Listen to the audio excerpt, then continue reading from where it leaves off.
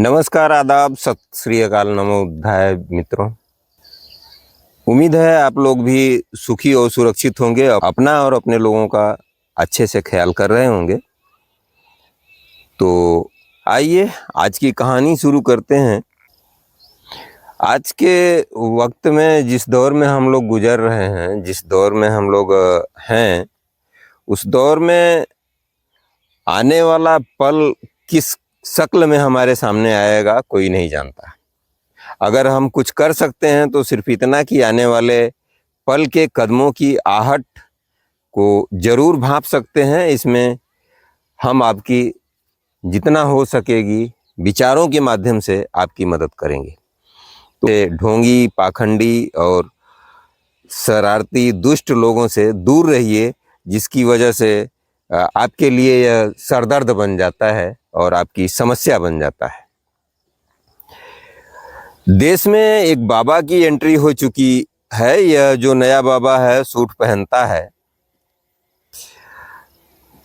और अपने केबिन में महिलाओं के साथ गंदी गंदी हरकत करता है। यह जो तस्वीर हमने आपको लगाई है बगल में, देख लीजिएगा, यह इसी बाबा की है।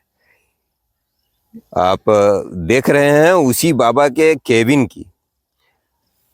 केबिन में ऊपर सीसीटीवी कैमरा लगा हुआ है। बाहर लोग मौजूद हैं और बाहर जो लोग मौजूद हैं उन्हें पता नहीं कि बाबा अंदर क्या काम कर रहे हैं।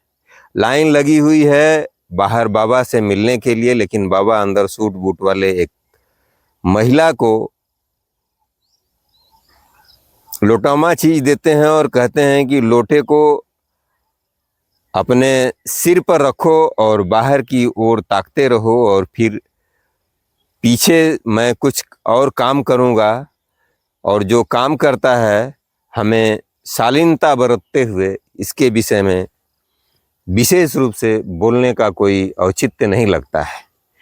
आप खूब अच्छी तरह से समझ सकते हैं। तो होता यह है कि कुछ देर बाद जब वह अपने टेबल को सामान साइड में रख लेता है, उसके बाद उस महिला के सामने आता है और उसे गले लगाता है। गले लगाने के बाद यह उस महिला से बहुत सारी गंदी बातें करता है, और यह जो महिला लगातार उसके साथ हाँ में हाँ मिलाती है, मानो उसे सम्मोहित कर लिया गया हो। वह नशे में थी, और ये जो महिला थी, क्योंकि जो दावा किया जा रहा है कि बाबा अक्सर अपने पानी में कुछ ऐसी चीज़ें मिला देता था जिसके वजह से महिलाएं जो है बेहोशी की हालत में होती थी और खड़ी रहती थी। उनको ठीक से होश नहीं रहता था और बाबा के इशारों पर ही नाचने लगती थी।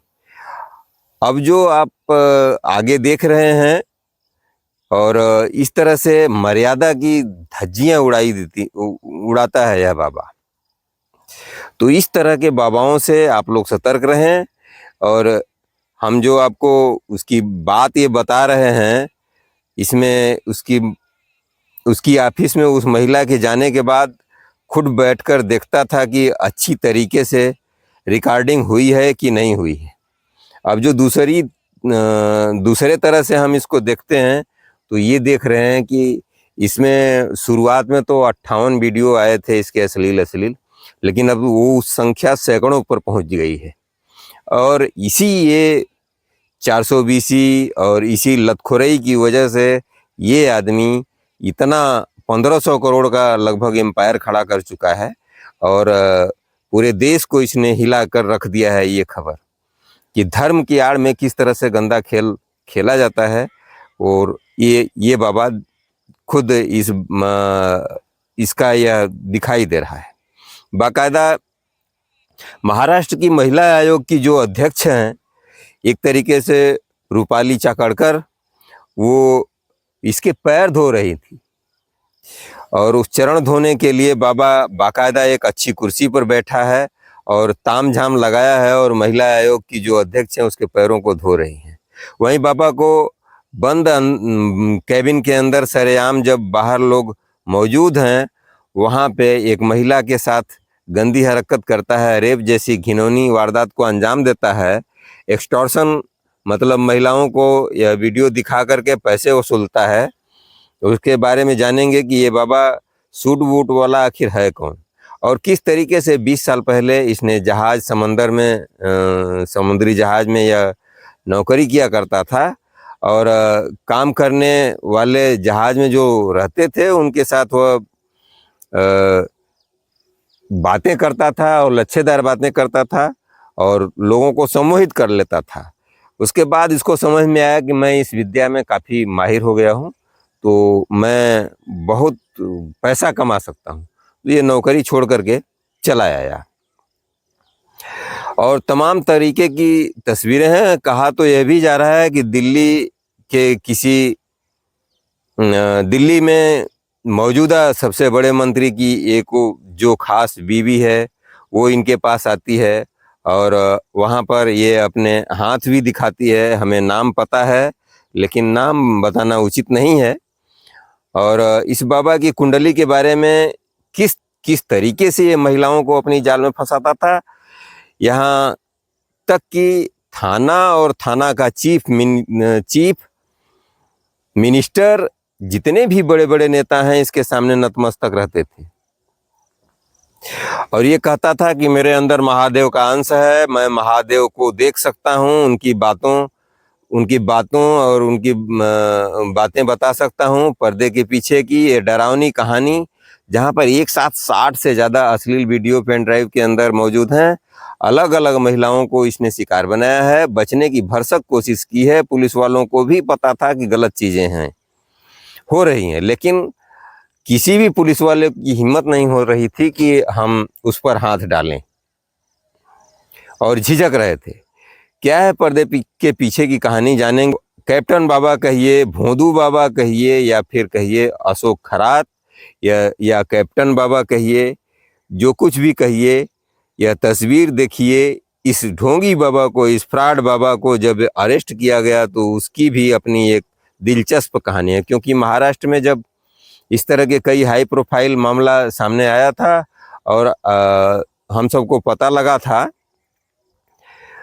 तो इस तरह से बड़े बड़े नेताओं की पत्नियां, उनकी बेटियां, उनके घर के जो बच्चे हैं वो आते हैं इसके यहाँ हाथ दिखाते हैं और जाते हैं। कुछ लोग ऐसे भी रेप वीडियो भी मिले हैं, अश्लील वीडियो भी मिले हैं, कुछ महिलाओं के मिले। और ऐसे में जब पुलिस को समझ में आया कि मामला बहुत गंभीर है, बड़ा हो सकता है, तो ऐसे में एसआईटी का गठन किया गया। कहा गया कि चुपचाप इस मामले पर नज़र रखो और इन्वेस्टिगेट करो। इस भोंदू बाबा को, यानी जो अशोक खरात है, इसको अरेस्ट करो। और बाकायदा आप यह सोचिए कि जब इन्वेस्टिगेशन की गई, सारी सबूत जुटाए गए, तो उसके बाद मतलब भोंदू बाबा को, जो ये अशोक खरात है, इसको भनक भी नहीं लग रही थी, क्योंकि आसपास जो पुलिस वाले इसके तैनात हैं वो इस पर निगरानी रख रहे हैं, और किस तरह से इसके खिलाफ इन्वेस्टिगेशन चल रही है इसको खुद पता नहीं था। और उसी के तहत जब पुलिस इसे अरेस्ट करने पहुंचती है, जब उन्हें पता चलता है कि अपने फार्म हाउस में आधी रात को यह सो रहा है, तो पुलिस बाकायदा ढोंग करती है और चोर चोर होने का नाटक करती है। और पुलिस जो है वो फार्म हाउस के इर्द गिर्द सायरन बजाना शुरू कर देती है और बार बार चिल्लाना शुरू कर देती है, अरे चोर, अरे चोर, अरे चोर, चोर घुस गया, चोर घुस आया। तो ऐसे में जो सिपाही थे वो कूद कूद करके फार्म हाउस के अंदर घुसते हैं और कुछ आगे से जाते हैं और इसके बाद दरवाज़ा पीटा जाता है और कहा जाता है कि आपके बंगले में चोर घुस गया है और चोर आ गया है, हमने देखा है।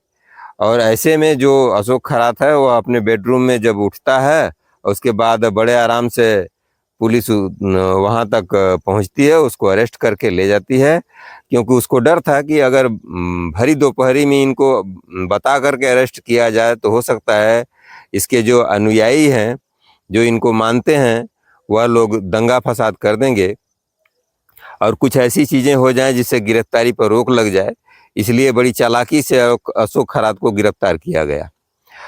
अब यह जो अशोक खरात है, यह जो ढोंगी बाबा है, अगर आप इसकी तस्वीरों को देखेंगे तो सूट वूट वाला बाबा है, खुद को बताता है कि मैं महादेव का अवतार हूँ और मैं महादेव से बात कर सकता हूँ, मैं आपका भविष्य बता सकता हूँ, मैं बता सकता हूँ कि आपके परिवार में कब कौन सा दुख संकट आने वाला है और उसका निवारण भी, आपको किस तरह से उससे बचना है, मैं वो भी आपको बता सकता हूँ। ये जो ढोंगी बाबा है अशोक खरात, इसकी अगर आप तस्वीर देखेंगे तो इसके आसपास इसके पास अपना एक प्राइवेट जेट भी है।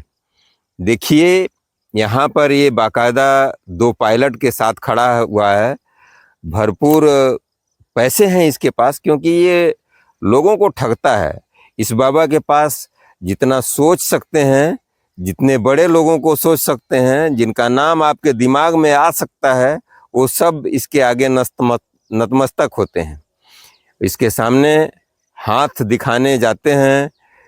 उनके घर की जो बहू बेटियां माएँ हैं, वो भी इस बाबा को के सामने जाती हैं। और जिस तरह से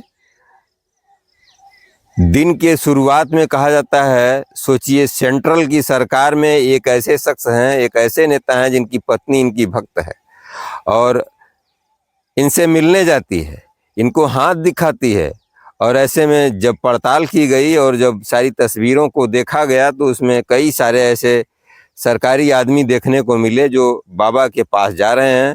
उसमें IAS, IPS, बड़े अधिकारी, पुलिस वाले, उनके घर की बच्चियां, उनके घर की बहुएं, यहाँ तक कि नेताओं के बच्चे और जितने भी बड़े बड़े ब्यूरोक्रेट्स हैं और बड़े बड़े सेलिब्रिटीज़ हैं, सब इस बाबा के पास आगे नतमस्तक होते हैं। अब ऐसे में एक सामाजिक कार्यकर्ता हैं अंजलि दमानिया, उन्होंने यह तक कह दिया कि ये जो बाबा है यह खास तरह का ओसड़ो जल तैयार करता है। और ओसड़ो जल कैसे बनाता है, जो एक ब्यागरा होता है उसके ज़रिए उस जल को तैयार करता है। फिर बड़े बड़े लोगों के, यानी बड़े बड़े रईस लोगों के, चाहे वो सेलिब्रिटी हों या नेता हों, किसी पॉलिटिकल पार्टी से हों, ब्यूरोक्रेट्स हों, बिजनेसमैन हों, वहाँ से वो लोग हेलीकॉप्टर से भेजते हैं और बाकायदा हेलीकॉप्टर के अंदर उस जल को भेजा जाता है और बाबा जल बनाता है ब्यागरा के साथ और वह उन जल को पैक करता है और फिर बड़े बड़े लोगों तक भेजता है हेलीकॉप्टर के द्वारा।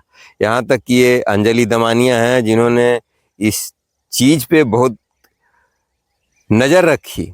जो विक्टिम थी, उन्होंने इंसाफ दिलाने की जो मुहिम चलाई, उसके आधार पर उन्होंने यह भी बताया कि बाकायदा यह जो जल बनाता है, जिसको उसने ओसड़ो जल नाम दिया है, उसको ओसप्रे भी इसको बोलते हैं, और जिससे आपको जो सिद्धियां हैं वो आप चाहते हैं वो मनोकामना पूरी होती है। इसके लिए बाकायदा अनुष्ठान करवाता है, कहता है 11 बार जप करवाता है और ऐसे में यह लोगों को बुलाकर उस जल को पिलाता है और अलग अलग तरह से उससे जाप भी करवाता है। अब यह जो अशोक खरात है, किस तरह से अपनी इस तस्वीर में देख रहे हैं, बड़े बड़े लोगों के साथ मंदिर में भी इसकी तस्वीरें हैं।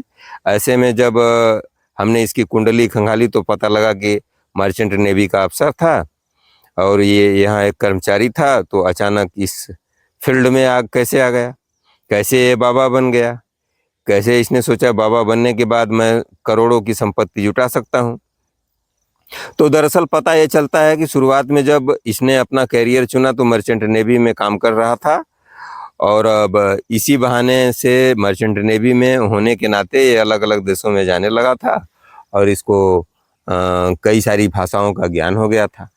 तो अंत में ये बाबा बन जाता है और बाबा बनने के बाद इसकी जो शुरुआत होती है तो शुरुआत लोगों का विश्वास जीतने पर ऐसे होता है कि जैसे एक लड़की आती है और वो अपने शादी के संबंध में बात करती है कि महाराज जी हमारी शादी नहीं हो रही है। तो उसने कहा कि एक हम तुमको लॉकेट दे रहे हैं, इसको पहन लो तो तुम्हारी शादी हो जाएगी, लेकिन इस लॉकेट को शरीर से कभी निकालना मत, निकालोगी तो तलाक हो जाएगा तुम्हारा। लेकिन उसको मजबूरी में एक बार परीक्षा देते समय लॉकेट को निकालना पड़ा। तो जब लॉकेट को निकालना पड़ा, उसके 1 हफ्ते बाद उसका तलाक हो गया।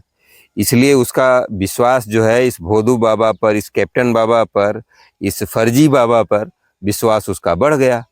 तो वह फिर उनके यहाँ गई, उनके दरबार में गई, तो उसका भी इसने शोषण किया। तो इस तरह से इसने बहुत अश्लील कहानी है इसकी।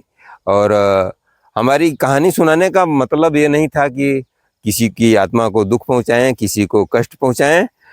फर्जी बाबाओं में तो मुझे लगता है लगभग 80% फर्जी हैं। यही लोग जो है जैसे आसाराम, राम रहीम, मतलब इतने सारे बाबाओं की लिस्ट है कि जिसको कहा नहीं जा सकता। और बड़े बड़े लोग इनके चरण छुआ करते थे, और आज ये लोग जेलों में हैं, और सरकारें अब भी मेहरबान हैं इनके ऊपर। तो आप लोग सतर्क रहिए, सजग रहिए, और अपनी रक्षा स्वयं कीजिए। तो मिलते हैं फिर अगली कहानी के साथ अगली वीडियो में। तब तक के लिए आप हमको आज्ञा दीजिए। नमस्कार, धन्यवाद।